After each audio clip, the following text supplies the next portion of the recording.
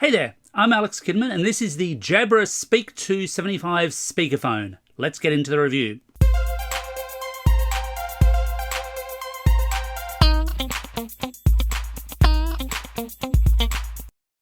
While Jabra's got a long history, it's now predominantly focused on the business market, and the Speak2 75 speakerphone is a business-centric product designed for medium to large meeting rooms where you want all participants to be able to be heard clearly while still delivering good quality audio. It's not inexpensive, but it is rather good at what it does.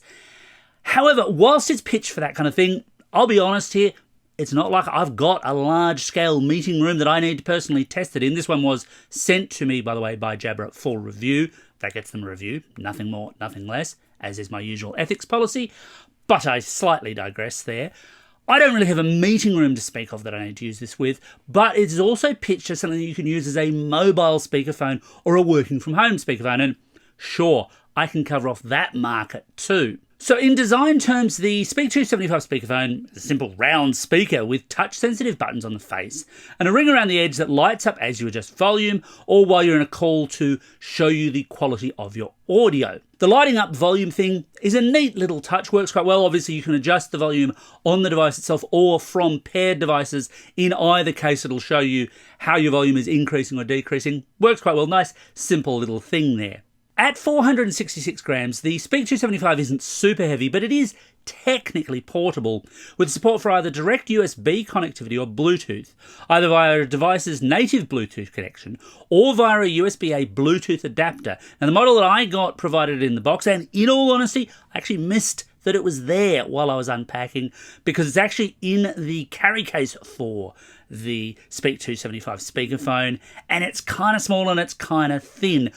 To my understanding, some models of this sold may or may not have that depending on the price. Obviously, if you need it, you need it. If you don't, you don't.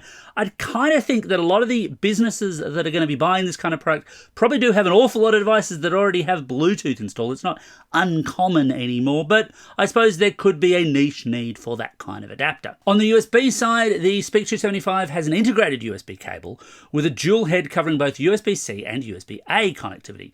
Now, I love the fact that it'll connect both ways as needed, but I'm less a fan of it being a fixed cable, because if that cable frays or breaks, then you don't only lose that connectivity method, you also lose a way to charge the device. Basically, it's going to die unless you can get it repaired.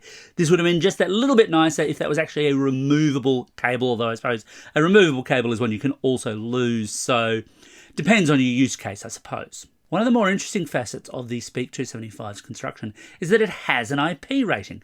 This thing is actually somewhat dust and water resistant, and at first I was thinking, well, who's taking their meetings by the pool exactly? But I guess that's not what it's for. It's there for things like mining, for example, where you might be in a very dusty environment that kills a lot of tech. This thing should be able to survive a little bit more. It's only IP64, so in fact, I wouldn't go swimming with it anyway, but it's an interesting inclusion for this kind of device.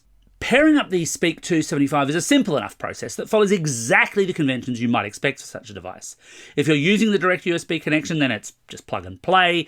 If you're using Bluetooth, it's just a matter of hitting the pairing button on the device and then going through your phone or laptop or other Bluetooth device menu to get that up and working. And look, you could just simply use the Speak2 75 from there, though Jabra does recommend also installing either its Jabra Direct app for PC or Mac or Jabra Sound Plus app for iOS or Android to enable a host of additional features and firmware updates.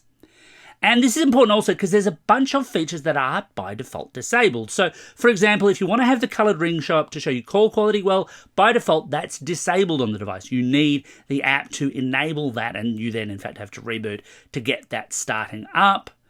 Equally, if you don't want it to automatically repair to your phone each time, then you need to enable the function that says don't automatically repair. And you might think, but I always want it to repair. Well, not maybe for a meeting phone, because you might then wander out of a meeting room, take a private call and not want that broadcast to everyone in the meeting room. So there is a sense to that particular feature. One interesting newer feature for the Jabra Speak2 75, because it's a speaker that's been around for a while, is the ability to pair up two of them. And Jabra did in fact send me two devices so I could test that particular function out.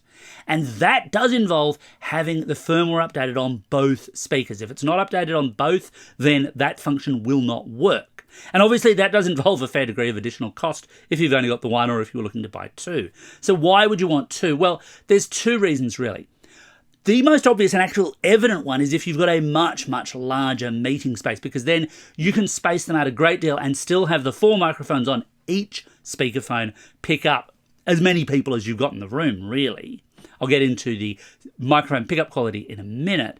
The other thing, of course, that this enables is stereo sound of a sort, although there is an important qualification here, because by default for voice presentation through its speaker, it's mono only, even if you have two speakers. And it does mono to accentuate voice, to make voice clearer to people, because this is designed as a speakerphone first and foremost. However, if you've got other audio sources like music, yes, it'll do proper stereo that way.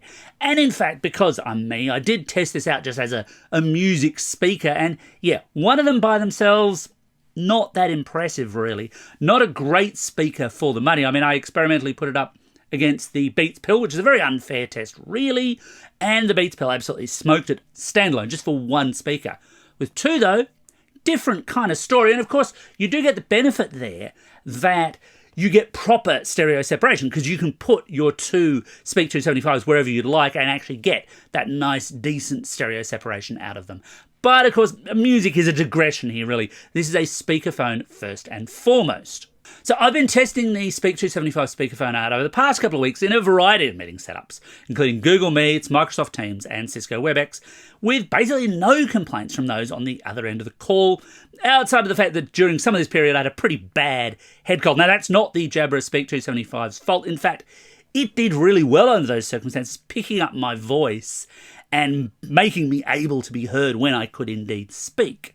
The whole point of this kind of device is that you're going to throw it in the middle of a meeting room desk and have multiple participants talk at it. So how do I test that out? How do I demonstrate that? Well, what I did was test it out myself and then record a simple little Google Meet, which I'm going to play for you. Now, this is just me at my desk. This is not a complicated setup, but it should give you an idea of the audio that this thing picks up. Now, I have not altered the audio in any way on this. This is just literally as it was received, as it went up to the cloud, because I wanted something that wasn't just local recording, and then how that's actually been perceived by Google Meet. So let's have a listen to that. And of course, the obvious way to show how well this works is with an audio recording. So I'm using Google Meet for this, and I'm just sitting at my desk with both devices paired. So this has probably got the most microphone pickup it can possibly have. But what happens if I get up and walk about 1.5 meters, maybe 2 meters away to the edge of my office and keep talking? Well, I'll just keep talking. I'm actually not even speaking towards the devices. There's a washing machine going in the background, so that's also a decent enough test of its noise cancellation. And I don't even know if it's picking me up, although it's ringing to indicate that it's picking me up. It's staying green, which is a decent solid sound. It's a decent indicator, or should be a decent indicator if it's working. I'm actually just going to wander out of the room and continue talking. So here I am, continuing on talking. I'm going to open a door and continue talking and walk out to a point where I would presume that very few things would be able to hear me, and I'm still talking, and I'm still talking, and I'm still talking, and I don't know if it's actually picking this up at all. Be kind of impressed if it is, because there's a couple of walls in the way. And then I start walking back into the room. I'm blathering on now, of course, but I'm basically just making noise in order to test how well these things are going to pick up, and I'm back at my desk. Now, that's actually really, really impressive. For privacy reasons, I can't exactly show you, but essentially speaking, towards the end of that, where my voice was the worst, I was not in the same room. Now, I would have been able to be heard by people in the room, but the point there, of course, is if I was on a call, I'd be able to be heard by anyone on that call, even if I did have to step outside. So yeah, the audio pickup on these is really very, very good, which is exactly what it should be for this price. When you've got them connected via USB, naturally enough, they're going to take charge from your USB source, but they're also going to recharge the internal 4,700 milliamp hour battery as they go. And that, of course, you can use with Bluetooth. Jabra rates it as good for up to 32 hours of talk time, which, let's face it, that's a meeting that should have been an email and several meal breaks in itself. But the point there again is just longevity, that'll be able to handle a number of those kinds of meetings, and then you can plug it back in. The recharging isn't super fast if you did run it flat, but then I suspect an awful lot of these devices are just going to get plugged into a boardroom somewhere and never really stress that battery too much. If you're an exception case, of course, though, you will appreciate having that extra battery life. So should you buy the Jabra Speak2 75? Well, look, it's a business product. Jabra is not in the consumer market anymore, and for that space, it's well suited to those businesses that have needs that incorporate regular remote meetings where audio from multiple participants is a desirable matter. I've certainly sat in more than a few of those kinds of meetings in my time, and something like the Speak2 75 would have been really desirable based on the audio that we got out of other people. That being said, at a working from home level, just at a small office level like I've got here, it's total overkill for the price. It's not exactly the right tool for the job.